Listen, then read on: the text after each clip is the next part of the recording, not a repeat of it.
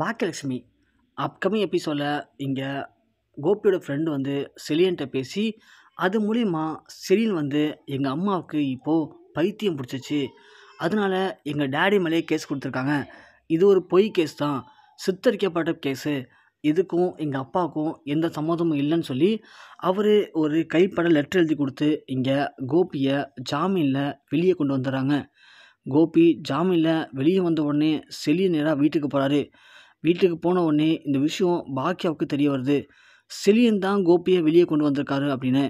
அதை பார்த்த உடனே இங்கே பாக்கியா கேட்குறாங்க, செலியா என்ன பண்ணிட்டு வந்திருக்க அப்படின்னு கேட்கும்போது, என்னம்மா என்ன பண்ணணும், நீங்கள் என்னதான் பொய் கேஸ் போட்டு டேடியை உள்ளே தள்ளினாலும் நான் இருக்கம்மா, நான் இருக்கிற வரைக்கும் டேடியை அப்படி விட்டுற மாட்டேன். அதான் நானும் உங்கள் ரூட்லேயே போய் டேடிக்கு இப்போது ஜாமீன் வாங்கிட்டு வந்துட்டேன். டேடியை பொறுத்த வரைக்கும் எங்களுக்கு கஷ்டம்னா முதல்ல ஓடி வந்து ஹெல்ப் பண்ணுறது டேடி தான். அப்படி இருக்கும்போது டேடிக்கு நாங்கள் ஒரு ஹெல்ப் பண்ணாமல் இருப்போமா? மா, நீ என்ன தான் பண்ணாலும் சரி, நீ பண்ணுறது மிகப்பெரிய தப்பு, மிகப்பெரிய பாவம். உன்ன மாதிரி ஒரு அம்மாவை நான் பார்க்கவே முடியாது. எப்போ பார்த்தாலும் குடும்பம் வேணாம், குழந்தைங்க வேணாம், புருஷன் வேணான்னு சொல்லி காசு பண்ணி ஓடிட்டுருக்கேம்மா. நீலாம் என்ன அம்மாம்மா நீனு அப்படின்னு கேட்கவும், இங்கே அப்போ தான் இனியா வராங்க. அண்ணன் என்னாச்சுண்ணா அப்படின்னு கேட்கும்போது, இனியா டேடியை ஒரு வழியாக ஜாமீனில் வெளியே கொண்டு வந்துட்டேன், ஆனால் கேஸ் மட்டும் இருக்குது அப்படின்னு சொல்லவும், சூப்பர்ண்ண அப்படின்னு சொல்கிறாங்க இனியா. அதான் இதுக்கெல்லாம் காரணமான அம்மாவை பார்த்து நாக்க பிடுங்குற மாதிரி 4 கேள்வி கேட்டு போலான்ட்டு வந்தேன் அப்படின்னு சொல்லவும், இனியா ஒன்று, அண்ணே விடுங்கண்ணே, நீங்கள் என்ன பேசினாலும் அம்மாவுக்கு எதுவுமே புரிய போகிறதில்ல.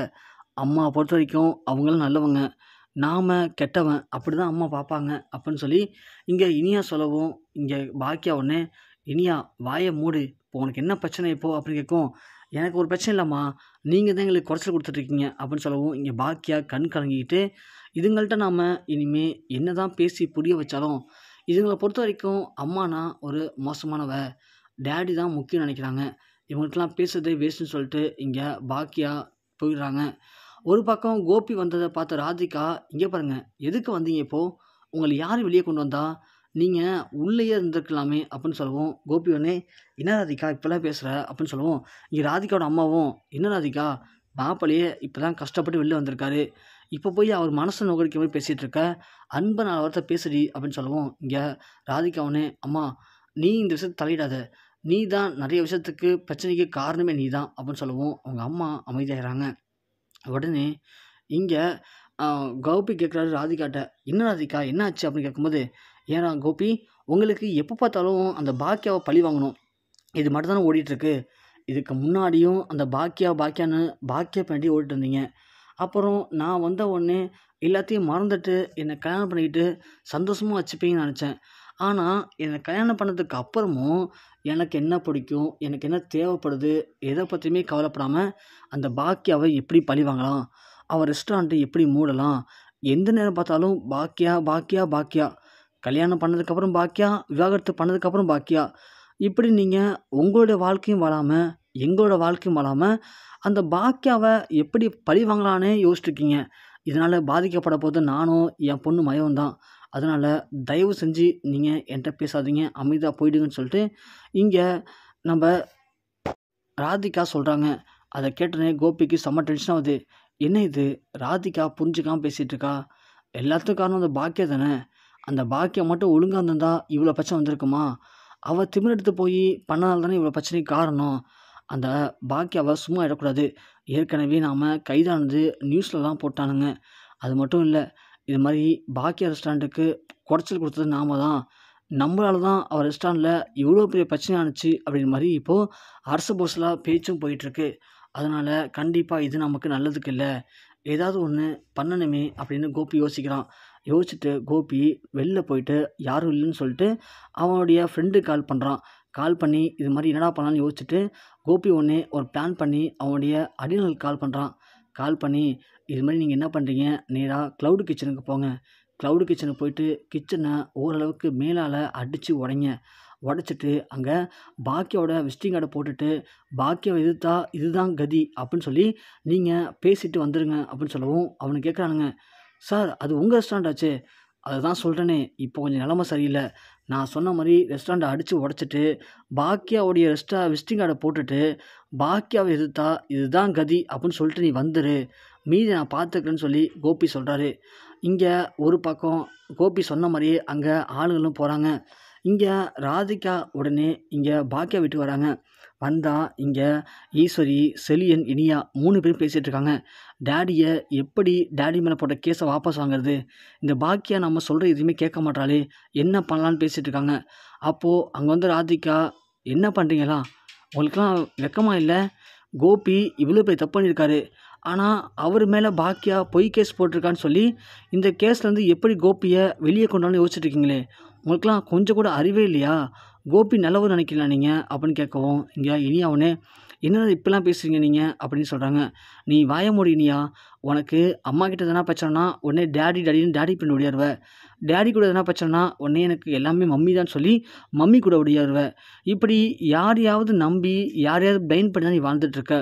நீ முதல்ல ஜென்ரலாக இரு, அப்புறமா யார் நல்லவங்க யார் கெட்டவன்னு நீ பேசலாம் அப்படின்னு ராதிகா சொல்லவும், சரின்னு ஒன்று இப்போ என்னங்க பிரச்சனை உங்களுக்கு? டேடி அரெஸ்ட் பண்ணது சரின்னு சொல்கிறீங்க நீங்கள் அப்படின்னு கேட்கும். சரியா, நீ மட்டும் என்ன சொல்லியா? உன்னை ஜெனியை விட்டு பிரித்து உனக்கு வேறொரு கல்யாணம் பண்ணி வைக்கணும்னு நினச்சது உங்கள் டேடி.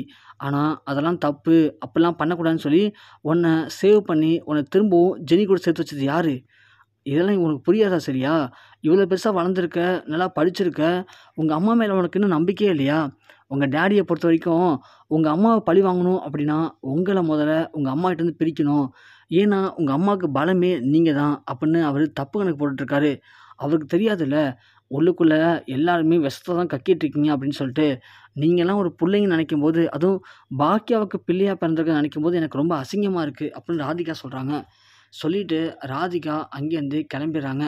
இங்கே கோபி சொன்ன மாதிரியே அவங்களுடைய ஆளுங்கள்லாம் வந்து கோபியோட ரெஸ்டாரண்ட்டை அடித்து உடச்சிட்டு இங்கே பாக்கியாவோட விசிட்டிங் கார்டை போட்டுட்டு பாக்கியாவை எதிர்த்தா இதுதான் கதி அப்படின்னு சொல்லிட்டு போயிடுறாங்க. உடனே போலீஸ்கிட்ட போயிட்டு கோபி ரீகம்ப்ளைண்ட் கொடுக்குறாரு. கொடுத்தவொடனே போலீஸ் பாக்கியாவை தேடி போகிறாங்க. போயிட்டு, ஏமா ஏற்கனவே அவர் கூட பிரச்சனை இருக்குது, ஆல்ரெடி நீங்கள் கேஸ் கொடுத்துருக்கீங்க, கேஸ் ஃபைல் பண்ணியாச்சு, கோர்ட்டுக்கும் போயிருக்கு, இந்த நேரத்தில் எதுக்காகம்மா அவருடைய ரெஸ்டாரண்ட்டை நீங்கள் அடித்து உடச்சிங்க அப்படின்னு கேட்கவும், பாக்கியா சொல்கிறாங்க, ஏன் சார் நான் ஏன் அடித்து உடைக்க போகிறேன்? நான் இந்த ரெஸ்டாரண்ட்டை அடித்து உடைக்கலன்னு சொல்கிறாங்க. இல்லைம்மா, இங்கே பாருங்கள், கேமராவில் பதிவாயிருக்கு, அவனை தான் வந்து அடித்து உடச்சிருக்கானுங்க. அவனுடைய பாக்கெட்டில் தான் அந்த விசிட்டிங் கார்டு கீழே விழுந்திருக்கு, அதில் உங்கள் பேர் போட்டிருக்கு, உங்கள் கடை பேர் போட்டிருக்குமா அப்படின்னு சொல்லவும், இங்கே பாக்கியாவுக்கு என்ன பண்ணுறது தெரில. சரின்னு அமைதியாக இருக்காங்க. உடனே போலீஸும் பாக்கியாவை கைது பண்ணி கொண்டு போகிறாங்க. உடனே ராதிகா திரும்பவும் வீட்டுக்கு வராங்க. வந்ததும் பாக்கியாவை அரெஸ்ட் பண்ணிட்டாங்க, என்ன பண்ண போகிறீங்க அப்படின்னு கேட்கவும், இங்கே ஈஸ்வரி சொல்கிறாங்க, கொஞ்சம் நாளைக்கு பாக்கியா ஸ்டேஷன்லேயே இருந்துட்டு வரட்டும், கோபி அனுப்புனால அப்போ தான் இவளுக்கும் அதோட அருமை புரியும் அப்படின்னு சொல்லவும், ராதிகா ஒன்று, நீங்களா அப்படி பேசுகிறீங்க? உங்களுக்குலாம் அசிங்கமாக இல்லை? உங்கள் பையன் பாக்கியா விட்டு பிரிஞ்சுட்டான்னு தெரிஞ்சோடனே அவன் கூட ஒட்டிட்டு ஓடியாந்தீங்க. அப்புறம் உங்கள் புள்ள பண்ண தப்புன்னு தெரிஞ்சோடனே பிரிஞ்சு வந்துட்டீங்க. இதுன்னா உங்கள் பையன் வீடா? இவ்வளோ சொகுசாக உட்காந்துட்டு திங்கிற வீட்டுக்கு ரெண்டகம் பண்ணிட்டுருக்கீங்க அப்படின்னு இங்கே ராதிகா சொல்லவும், ஈஸ்வரி பயங்கரமாக கடுப்பாயிடுறாங்க. இங்கே பாரு ராதிகா, இப்போ எதுக்கு நீங்கள் வந்த அப்படின்னு கேட்கவும், இங்கே பாருங்கள், உங்கள் புள்ள என்னென்ன வேலை பார்த்துட்ருக்கான்னு சொல்லிட்டு இப்படி கேட்டுக்கிட்ட புள்ளையை பெற்றுட்டு நாங்கள் கஷ்டப்பட வேண்டியதாக இருக்கே அப்படின்னு சொல்லி இங்கே ராதிகா அந்த வீடியோவை காட்டுறாங்க.